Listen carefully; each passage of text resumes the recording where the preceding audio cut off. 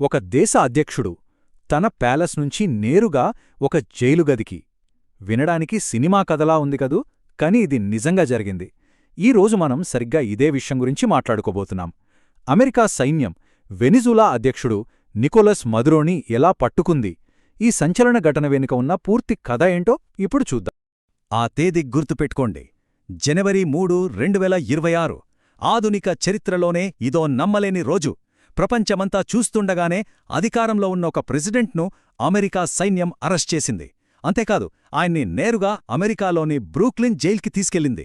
ఇది మామూలు అరెస్ట్ కాదు, ఇది అంతర్జాతీయ చట్టాలనే ప్రశ్నార్థకం చేసిన ఒక పెద్ద చర్య. ఇక్కడే అసలు ప్రశ్న మొదలవుతుంది.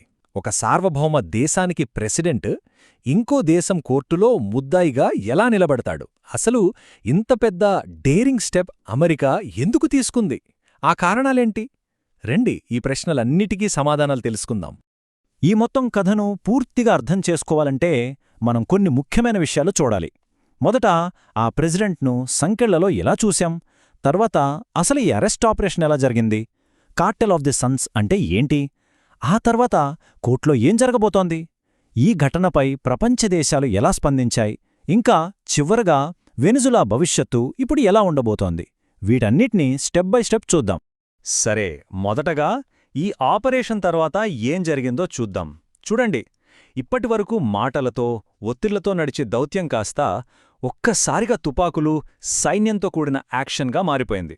అమెరికా పాలసీలో ఇదొక పెద్ద, చాలా డేంజరస్ టర్న్ అని చెప్పాలి. అసలు ఈ ఘటన ఎంత పెద్దదో అర్థం చేసుకోవాలంటే మనం కొంచెం వెనక్కెళ్ళాలి. చాలా ఏళ్ల క్రితం, అంటే 1989లో పనామా లీడర్ మాన్యుయల్ నోరిగాను అమెరికా ఇలాగే అరెస్ట్ చేసింది. అప్పటినుంచి మళ్లీ ఇన్నేళ్లకు ఒక దేశాధినేతను ఇలా బలవంతంగా పట్టుకోవడం ఇదే మొదటిసారి. సో ఇది ఎంత పెద్ద సంచలనమో మనకు అర్థమవుతుంది కదా. మరి ఇంత పెద్ద ఆపరేషన్ని ఎలా ప్లాన్ చేశారు, ఎలా అమలు చేశారు? కెరేబియన్ సముద్రం నుంచి మాన్హటన్ కోర్ట్రూమ్ వరకు ఈ ప్రయాణం ఎలా సాగిందో తెలుసుకుందాం. ఈ దాడి అప్పటికప్పుడు తీసుకున్న నిర్ణయం కాదు. దీని వెనక నెలల తరబడి పక్కా ప్లానింగ్ ఉంది. అమెరికా ఏం చేసిందంటే, తన అతిపెద్ద యుద్ధ విమాన వాహక నౌక యుఎస్ఎస్ గెరాల్డ్ ఆర్ ఫోర్డ్ను కెరేబియన్ సముద్రంలోకి పంపింది. పైకి చెప్పిన కారణమేంటంటే డ్రగ్స్ ఆపరేషన్స్ అని. కానీ తెరవెనక అసలు ప్లాన్ వెనిజువేలాను చుట్టుముట్టడమే. కార్టెల్స్తో యుద్ధమనే పేరుతో ఈ ఆపరేషన్కు కవర్ ఇచ్చారు. అయితే ఈ ఆపరేషన్ చాలా హింసాత్మకంగా జరిగింది. ఆ అధ్యక్ష భవనం మీద దాడి జరిగినప్పుడు 40 మందికి పైగా చనిపోయారు. వాళ్లలో వెనిజులా సైనికులు, క్యూబా నుంచి వచ్చిన సలహాదారులు, పాపం ఏ సంబంధం లేని సాధారణ ప్రజలు కూడా ఉన్నారు. మదురోను పట్టుకున్న తర్వాత అతని అమెరికాకి తరలించడం అనేది ఒక పెద్ద ప్రాసెస్. స్టెప్ బై స్టెప్ చూద్దాం. ఫస్ట్, కాల్పుల మధ్యలో అతని హెలికాప్టర్లో తీసుకెళ్లారు. తర్వాత సముద్రంలో ఉన్న అమెరికా యుద్ధనౌక యుఎస్ఎస్ ఇవోజిమాలో బంధించారు. అక్కడ్నుంచి స్పెషల్ ఫ్లైట్లో న్యూయార్క్కి, అక్కడ బయోమెట్రిక్స్ అన్నీ తీసుకుని ఫైనల్గా బ్రూక్లిన్లోని మెట్రోపాలిటన్ డిటెన్షన్ సెంటర్కి తరలించారు. ఇక్కడో ఆసక్తికరమైన విషయం జరిగింది. న్యూయార్క్లో ల్యాండ్ అయ్యాక డీఏ ఏజెంట్లతో మధురో ఏమన్నాడో తెలుసా? Good night, happy new year అని. ఇది వినడానికి చాలా విచిత్రంగా ఉంది కదా. బహుశా ఆ షాక్లో అలా అని ఉండొచ్చు. లేదా తన్ను ఒక ప్రెసిడెంట్లా కాకుండా ఒక సాధారణ ఖైదీలా ఫీలయ్యేలా చేసే అమెరికా సైకలాజికల్ గేమ్లో ఇది కూడా ఒక భాగం కావచ్చు. అయితే ఇంత పెద్ద సైనిక చర్య తీసుకోవడానికి లీగల్ బేసిస్ ఏంటి? ఒక దేశం మీద దాడి చెయ్యాలంటే బలమైన కారణం ఉండాలి కదా. ఆ కారణం అమెరికా ఫెడరల్ కోర్టులో దాఖలైన ఒక పెద్ద కేసులో ఉంది. అమెరికా ప్రాసిక్యూటర్లు వెనిజులా ప్రభుత్వాన్ని ఒక ప్రభుత్వంగా చూడట్లేదు. వాళ్లు దానికొక పేరు పెట్టారు, కార్టెల్ ఆఫ్ ది సన్స్, అంటే సూర్యుల ముఠా అని. వాళ్ల ఆరోపణేంటంటే, వెనిజులా ప్రభుత్వం ఒక దేశాన్ని నడపట్లేదు, బదులుగా 25 ఏళ్లకు పైగా డ్రగ్స్ అమ్మే ఒక పెద్ద క్రిమినల్ గ్యాంగ్లా పనిచేస్తోందని. ఈ కేసులో టార్గెట్ ఒక్క మదురో మాత్రమే కాదు, ఆ దేశంలో పెద్ద తలకాయలు అనుకున్న వాళ్లందరూ ఉన్నారు. చూడండి, అధ్యక్షుడు మదురో ఈ గ్యాంగ్కి లీడర్ అనే ఆరోపణ. తర్వాత హోంమంత్రి డియోస్డేడో కాబెల్లో, ఇతను డ్రగ్స్ రవాణాను కోఆర్డినేట్ చేశాడని. ఆశ్చర్యంగా మదురో భార్య సిలియా ఫ్లోర్స్ పేరు కూడా ఉంది. ఆమె తన పొలిటికల్ పవర్ను ఈ కార్టెల్ను కాపాడటానికి వాడారని అంటున్నారు. చివరకు వీధుల్లో డ్రగ్స్ అమ్మే గ్యాంగ్ లీడర్లను కూడా ఈ కేసులో చేర్చారు. అయితే ఇక్కడో ముఖ్యమైన పాయింట్ ఉంది. ఈ మొత్తం కేసులో ఎక్కడా ఫెంటానిల్ అనే డ్రగ్ పేరు లేదు. ఇప్పుడు అమెరికాలో ఫెంటానిల్ పెద్ద సమస్య కదా, అయినా సరే ప్రాసిక్యూషన్ మొత్తం ఫోకస్ కోకెయిన్ మీదే పెట్టింది.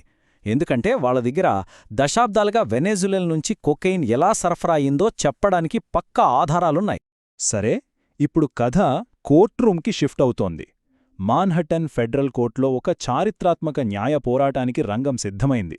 ఇక్కడ ఇమ్యూనిటీకి, పాత కేసులకు మధ్య పెద్ద ఫైట్ జరగబోతోంది.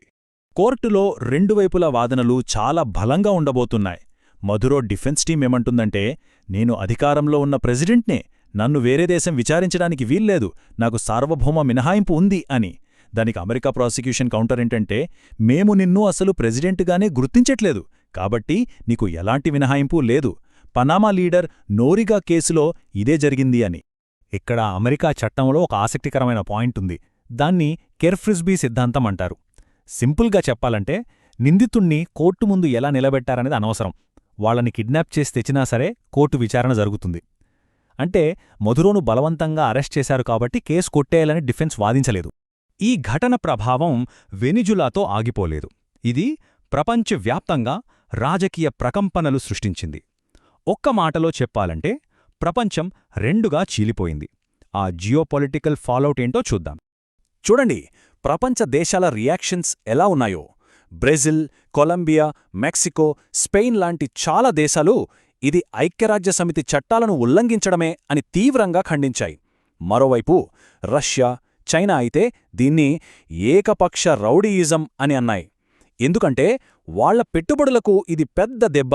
కాని అమెరికా మాత్రం పశ్చిమార్ధగోళంలో మాదే ఆధిపత్యం అని చెప్పడానికి ఈ ఆపరేషన్ చేశామని అంటోంది. మరి చైనా ఎందుకంత గట్టిగా అరుస్తోందంటే దానికి బలమైన ఆర్థిక కారణముంది.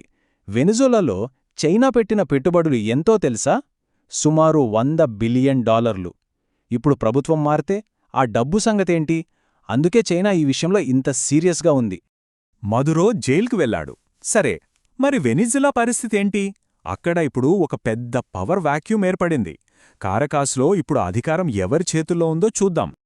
రాజ్యాంగం ప్రకారం తర్వాతి వారసురాలు ఉపాధ్యక్షురాలు డెల్సీ రాడ్రిగ్స్. ఆమె మొదట చాలా గట్టిగా మాట్లాడారు, అమెరికాను ఎదిరిస్తామని. కాని కేవలం 48 గంటల్లోనే సీన్ రివర్స్, అమెరికాతో సహకరిస్తాం అంటూ ఆమె ప్రకటన ఇచ్చారు. దీన్నే స్ట్రాటజిక్ ప్రెషర్ అంటారు. అంటే వాళ్లకు వేరే ఆప్షన్ లేకుండా చేశారు.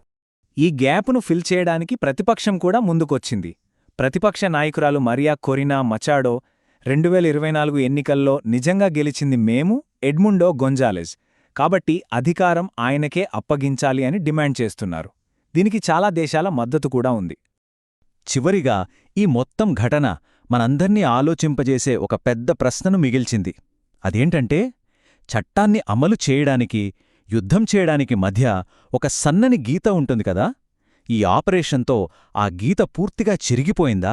ఒక దేశం ఇంకొక దేశ అధ్యక్షుడిని టెర్రరిస్ట్ అని చెప్పి సైన్యాన్ని పంపి అరెస్ట్ చేయడం సరైనదేనా? ఈ ప్రశ్న మీ ఆలోచనకే వదిలేస్తున్నాను.